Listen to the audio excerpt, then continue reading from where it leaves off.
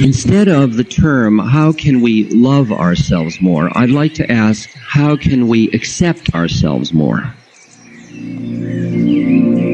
That in the way most of us have been socialized, the way in which a child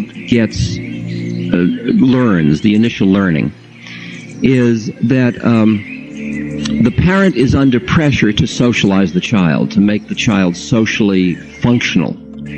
And in doing that, they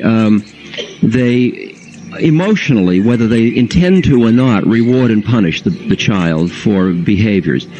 And the result is that when that starts very early, before there is a lot of reasoning process between the parent and the child develops certain emotional feelings that certain ways it is in its natural state are not acceptable. And the result is some feelings of unworthiness or inadequacy or something in most human beings as the result of socialization. Very few people ever come through socialization unscathed in some way or other. I mean, that's not an unfair statement, I don't think. So in a way you could see that ego or personality is in a way built upon, and that's where Freud understood it. He saw that the repression of id, or impulse life, because of the way the society has to deal with a child's impulses to get it to be socialized, usually is left with a feeling that somehow I'm bad. I have these things that are not acceptable. So then you build this social structure, and often what you end up with is a personality that's constantly looking to the world and other people. Do you approve of me? Do you like me? Am I good enough? Am I acceptable to you? And have I achieved enough? And you get an A for effort, and you feel good. And if you don't get the A, it's not like you feel nothing, you feel bad. And it's as if the baseline is negative, not zero. Do you hear the issue that I'm talking about? Now, so that you're constantly using your life experiences as a way to disprove a basic negative feeling about yourself. And that's a very, very common thing in social structure and in human development, in ego development. Now, so many psychological systems, like Freud's system, for example, works primarily with negative going to zero. That's the domain that you work with.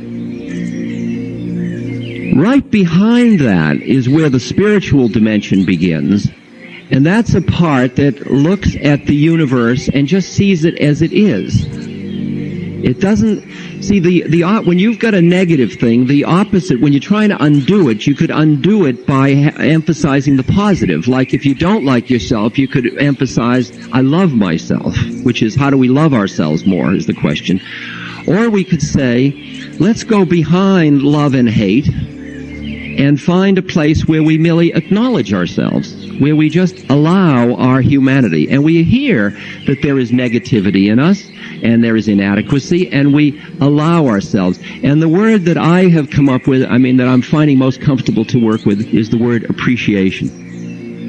That we come to just appreciate what is. It's interesting, the way I've looked at it is that you go out into the woods and into the forests, and you look at trees and you appreciate the trees. You don't say that tree is good and that tree is bad because one tree is fat and one is thin, or one is tall and one is short, or one is bent and one is straight, unless you're in the lumber business. For the most part, you just look at the trees and you appreciate them the way they are. They are what they are, and you can appreciate them. But the minute you get near humans, it's interesting that you immediately go into a judging mode. You come into better and worse.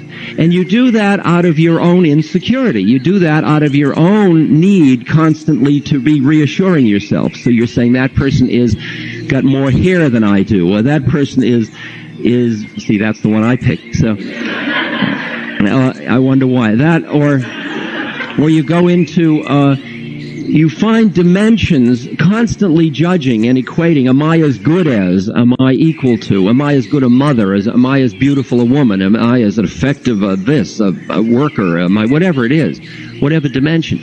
And you get caught in constantly living in a judging realm. And if you start to practice seeing people as trees, I don't mean in the, in the sense of just appreciating what they are, including yourself. You're just starting to appreciate yourself, appreciate your humanity. Like when I'm RamDass, and I've worked on myself, and I'm supposed to be equanimous, loving, present, clear, compassionate, accepting. Oftentimes, I get tired, I'm angry, I'm petulant, I'm closed down. Now, for a long time, I'd get into those states, and I would feel really embarrassed, because that isn't who RamDass is supposed to be. So I would appear like I was warm, charming, equanimous, compassionate, and there was deviousness and deception involved. And then I realized that's bad business, because that cuts us off from each other. And I had to risk my truth. I had to risk being human with other people and realize that what we offer each other is our truth. And our truth includes all of our stuff. And the first thing I had to do was accept my own truth. I had to allow myself to be a human being. And I think that I was very helped by my spook friend Emmanuel, who, my disembodied friend, who, when I said to him, Emmanuel, what am I doing on Earth? He said, why don't you try, you're on Earth, why don't you try taking the curriculum? Why don't you try being human? And I had always assumed the way to God was to deny your humanity and embrace your divinity. And then I realized that the way to truth might be through acknowledging the fullness of where I found myself to be, which was my humanity and my divinity. And not wallow in it, but acknowledge it. And not reverence it or judge it. Just appreciate it. Just allow it. Allow my humanity. So I have gotten to the point now where I am what I am much more. And some people like it and some people don't like it. And if they like it, that's their problem. And if they don't like it, that's their problem. I don't take it all on myself. And, well, it's a slow process. It's a slow process. Now, what I found was that as I started to allow myself to be human more, just allowed what I am, things changed much faster in me. I mean, things fell away more quickly. It was as if I was locked into a model which was based on that negativity, that dislike of myself. And once I just allowed that I am human with all the foibles, things started to flow, and I could feel change occurring in myself. And then I would start to experience my own beauty.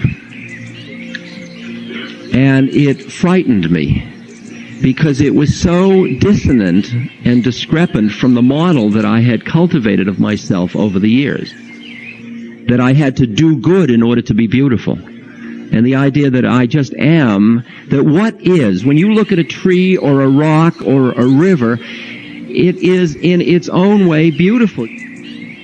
I've begun to expand my awareness to be able to look at the universe as it is and see what is called the horrible beauty of it. The horrible beauty of it. There's horror and beauty in all of it, because there's decay in all of it. I mean, we're all decaying. I look at my hand, and it's decaying. And it's beautiful and horrible at the same moment. And I just live with that, and with that, I start to see the beauty in it. So we're talking about appreciating what is. Not loving yourself as opposed to not liking yourself, but allowing yourself. And as you allow, it changes.